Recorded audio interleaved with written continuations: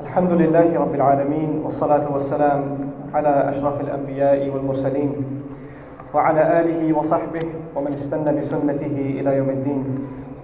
اللهم اجعلنا منهم ومن الذين آمنوا وعملوا الصالحات وتواصوا بالحق وتواصوا بالصبر آمين يا رب العالمين. ثم أما بعد فأعوذ بالله من الشيطان الرجيم. ولو أنا كتبنا عليهم أن يقتلوا أنفسكم أو يخرجوا من دياركم ما فعلوه إلا قليل منهم ولو أنهم فعلوا ما يوعظون به لكان خيرا لهم وأشد تثبيتا.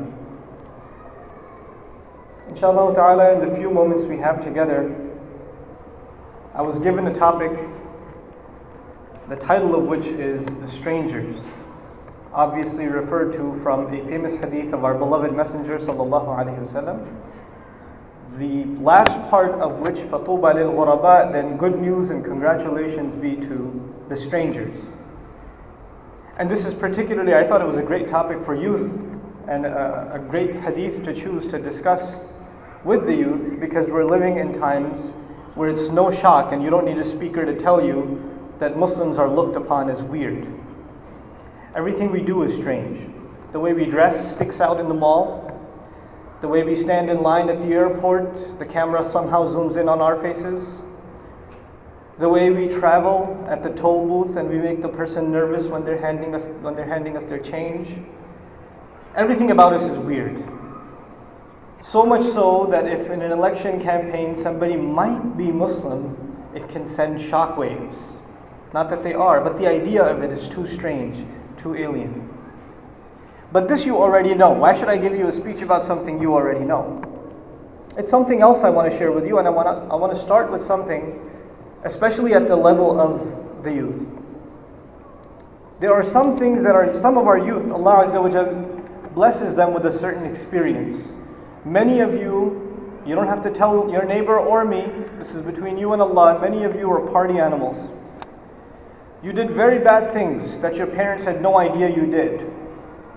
And you were in company that your parents had no idea of its true nature.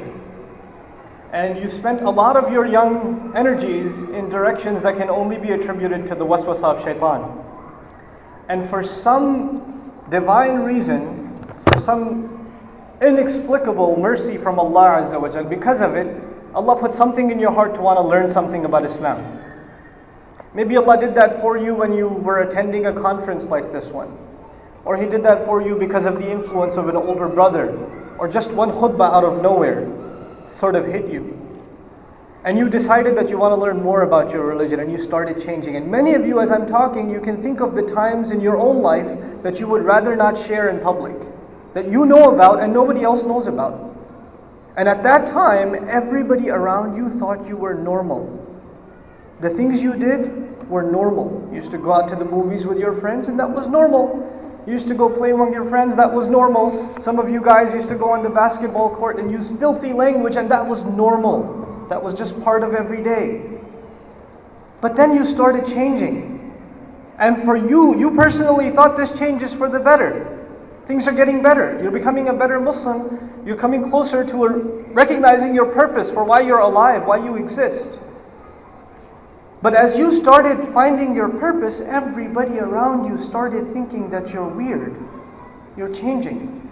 So your friends, they don't look at you the same way anymore. And they don't really call you when they go hang out because you're acting funny.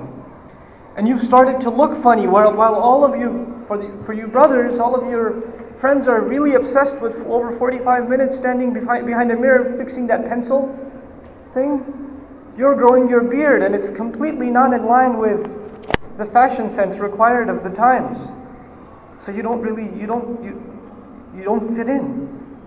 So you start losing some of your friends. And then, on top of everything else, your parents say to you, you're becoming a little too Muslim. I mean, we're all Muslim, but you're becoming Muslim. And that's a problem. For the sisters, all of your friends are obsessed with the way their hair looks and their makeup and everything else, and you've changed, you put your hijab on, and all of a sudden your friends don't really associate with you, they find it intimidating. They'd rather not go. I know, some people from my own family, distant cousins and stuff, they wouldn't go to a gathering where they know there are going to be women in hijab because they find them scary. They're too weird. I don't want to go to those hijabi people's parties. People aren't normal. Okay? So now you've become strange not only to non-Muslims, but what I want to share with you is perhaps many of you feel that you have become a stranger in your own family. Your own parents think you've gone crazy. Your own older sister, your own husband, your own wife, your own kids, your own extended family, your cousins, they've turned you into the object of ridicule. So come any Eid gathering, guess who they're going to be mocking? It's going to be you. And all for what? Because you show some signs of Islam. Maybe it's in your appearance. Maybe it's a beard for the brothers, or a little bit more modest dressing. You're not wearing that 50-cent t-shirt anymore, right? Or your pants aren't dragging 2 feet behind you when you walk. Maybe that's changed, right? And we don't know the brand of your garments because the labels aren't sticking out. Maybe we don't know that anymore. You've humbled your dress. Maybe for the sisters, you've started to wear a jilbab. You've started to cover yourself appropriately. And that's become the reason you're weird. Sometimes it's in our appearance. Sometimes it's in our behavior. You refuse to go to this gathering where there's going to be stuff. And you all know what stuff that is. And your entire family wants to go. And they're saying, why aren't you going? It's your uncle. It's your cousin's wedding. Does Islam teach you to break family ties? Is what your Islam teaches you, to disobey your parents? And you sit there and you listen and you say, yeah, well, I guess I should go party because Islam says I should listen to my parents this time. And you go. But now you become the object of, everybody ascribes strangeness to you within your own circle, within your own family. Maybe even in your own workplace. Especially, it's okay for a stranger to see you as strange. Maybe you're used to that already. Maybe before 9/11 it wasn't about you being Muslim, it was you being colored in any way. If you're a little bit less than a shade of off-white, then people look at you funny anyway. So maybe it's a new weird. It's not the old weird anymore. So maybe you're used to that. But now there's a new thing added on. Your own family. Your own loved ones. Everybody thinks you're strange. You're being alienated entirely. And I wanted to discuss really, if some of you feel that you can relate to what I'm saying, I wanted to discuss at the heart of this problem, the heart of this weirdness that everybody sees around Muslims. What is the root of it? Our beautiful religion, this way of life that Allah has granted us, is called Al-Islam. And one of its meanings is complete submission. And you all know that already. Probably you learned that in Sunday school or earlier. That Islam means complete and absolute submission to the will of Allah. But when you were a kid or you were in Sunday school, you heard in a khutbah the stories of the prophets, you heard them. You said, yeah, I know that story. Or you learned those stories and you appreciated them. But when you put them in a modern context, when you go back and reflect on those stories, then you'll find something else. Not too long ago, I was listening to NPR. It's about a year ago, and there was a comedian on NPR. And she was actually talking about the story of Ibrahim alayhi salam. Fairly accurately, except for the Ismail and Ishaq part that they confused, the Christians. Fairly accurate depiction. And you know what she was saying? What kind of God is this? It makes you kill your own kid. If anybody you all know that Ibrahim alayhi salam was given revelation to attempt to slaughter his own son. You know this already, right? Now, she says, well, nowadays, if somebody says, God told me to kill my kid, what would you do with them? And you answer that for me. What would you do with them if somebody said, God told me to kill my kid? They'd end up in the psych ward, or worse, right? Child services, 911, something. This person is not normal. This person is insane. But why do we then have so much admiration for this man? Abraham to them, Ibrahim alayhi salam. Right? And when she put it in that way, it makes you think.